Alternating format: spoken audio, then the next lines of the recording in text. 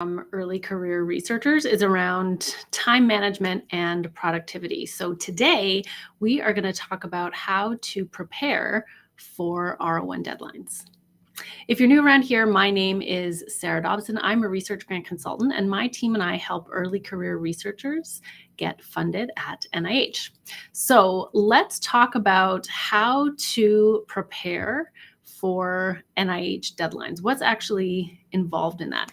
The first thing to acknowledge and to remember is that when we're talking about parent announcements, so those parent R01 announcements, the investigator initiated NIH funding opportunity announcements, those deadlines are predictable, right? We know exactly when they're going to be. They don't really change.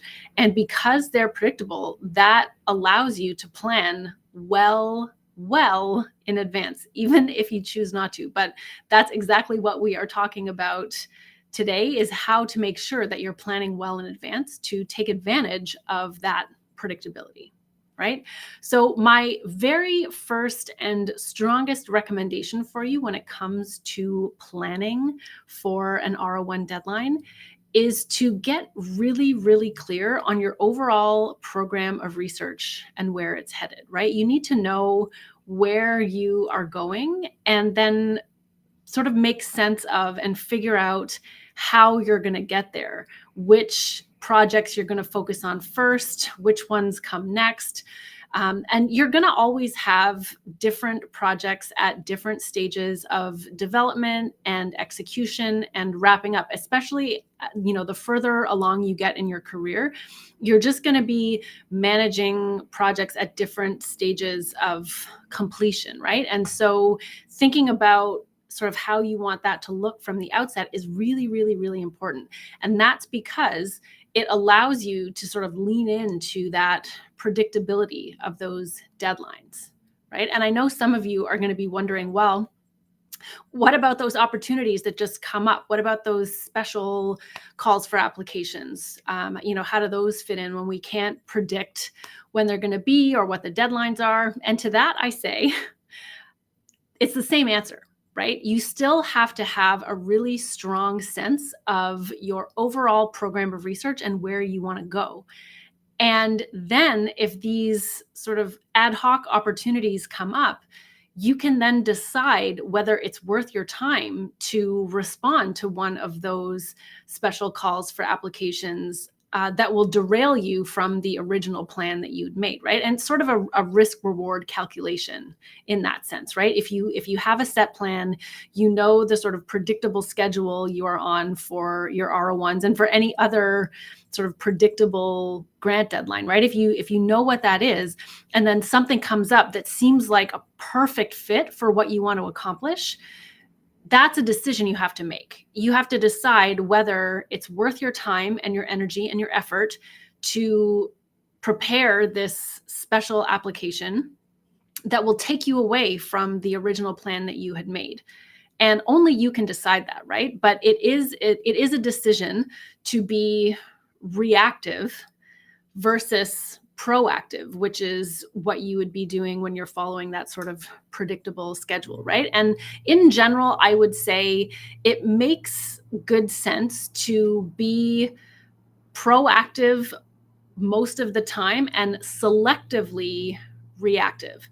And the selective part, of course, is how well it aligns with your vision, with your objectives for your overall program of research, right? So yes, you can absolutely take those opportunities that come up, but you have to be really clear when you're deciding whether it's worth it to you and what else you are putting aside to be able to respond to this unique opportunity, right? So, and I would say you would want to be doing that sort of less frequently than you would be in sort of laying out a clear and predictable plan that you can just execute, right?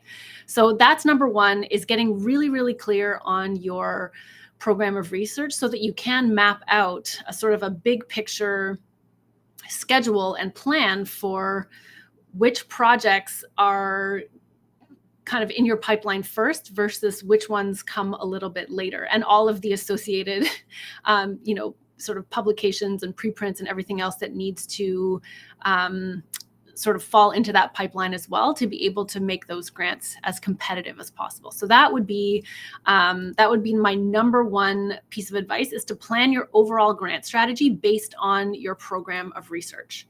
Okay. And then now that you've established that you need to have a clear sense of where you're headed, how do you actually plan for that next R01 deadline?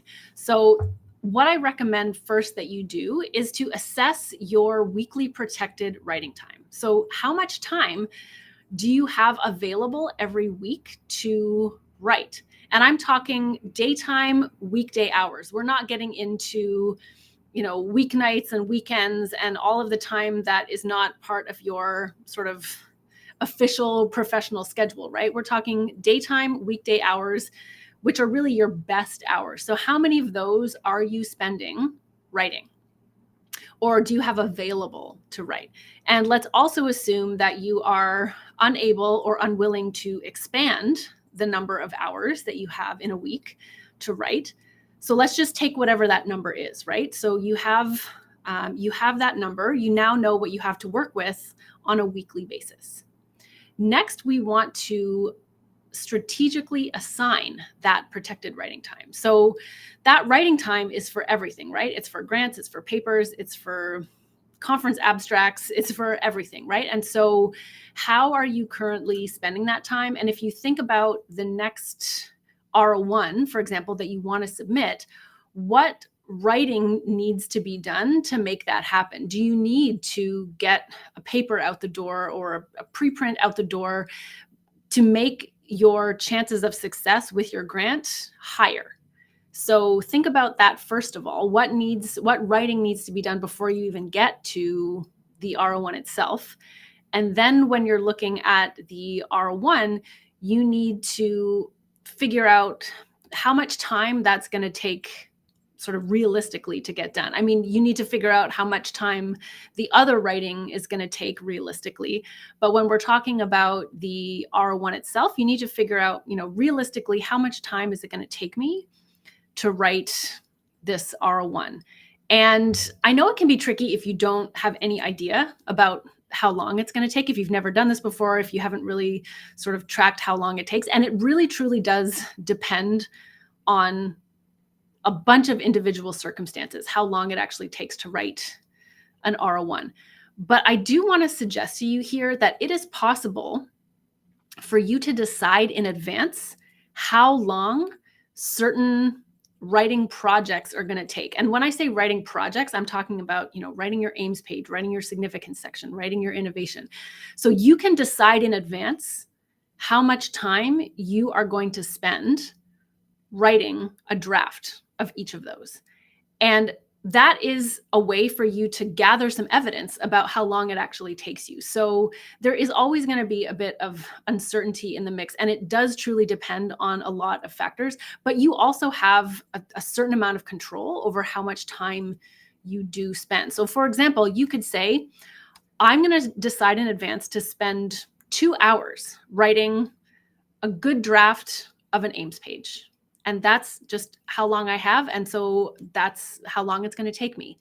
And then, of course, down the line, you will have to spend more time revising your aims page and adjusting it as you write the full application. But you can just decide in advance, this is how long I'm going to spend on it.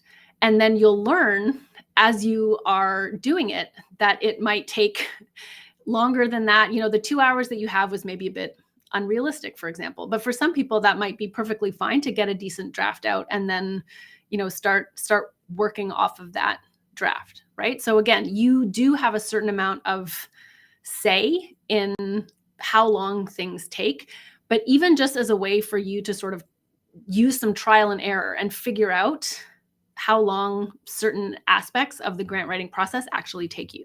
So consider that as you are planning out and assigning the protected time that you have, right? So remember, we have already identified you have, let's say, 6 hours of protected time per week devoted to writing. How much of that are you spending on non-grant writing tasks for now? And then when we get to actually scheduling your grant writing, how are you going to assign those 6 hours? If you have this time protected in your calendar, what are you going to do during each of those blocks of time? You want to make sure that each of those blocks of time actually has a purpose, right? And so once you've done that, you'll figure out, how many hours it's actually going to take. And given the number of hours per week you have available, what kind of timeline are we looking at here? How much time is this actually going to take given what I have available to me in any given week? And based on that is when you commit to an R01 deadline. And I know this might seem really backwards to you that, normally you pick a deadline and you just drop everything and try to get it done. But this is one of the big errors that I see, especially among early career researchers, is that you just sort of pick an arbitrary deadline and either you don't get started. And so you have to move the deadline because, other stuff got in the way and you realize like, oh, this is never going to happen. Or you pick an arbitrary deadline and you do get started and you realize that you've bitten off way more that you can chew. And it's just not going to be possible for you to meet that deadline. So my point here is that I want you to really consider this in advance. I want you to look at what is currently in front of you in terms of how much time you actually have available and how much time you think realistically it's going to take you to write this grant, and then choose to commit to a deadline and then really commit to it, right? That's the sort of the last piece of the puzzle here that's actually probably the hardest is being reliable, doing what you say you're going to do. If you commit to this deadline and you schedule all of those writing projects into the time that you have available in any given week, you then actually have to show up and do what you're going to, you have to do what you say you're going to do during that time, right? You have to write that aims page. You have to write that innovation section. And that is harder than it seems. It can be really uncomfortable if you don't feel like it, if you feel like you need to book something over your protected time because somebody asked, to meet with you. There are all sorts of reasons why you might not want to actually protect that time and do what you've assigned to yourself during that time. But that's how you get it done. That's how you write a really strong application, is you map it out and then you put one foot in front of the other and you just do it. And that last piece of really committing to it and showing up and doing what you say you're going to do is among the hardest pieces of the puzzle, because that's when you really have to get into the work and really think about what you're doing and do the difficult work of assembling this massive application. And so again, I just want to remind you that the very first thing to do here is to get really, really clear on where you're headed. And then that will help everything else sort of fall into place in terms of your planning and your timeline and your scheduling and then your commitment, right? So if you found this helpful, I strongly encourage you to sign up for our resource library. We have lots of great tools in there to help you write stronger NIH applications, and it is completely free. You can sign up at the link in the video description, and I will see you next time.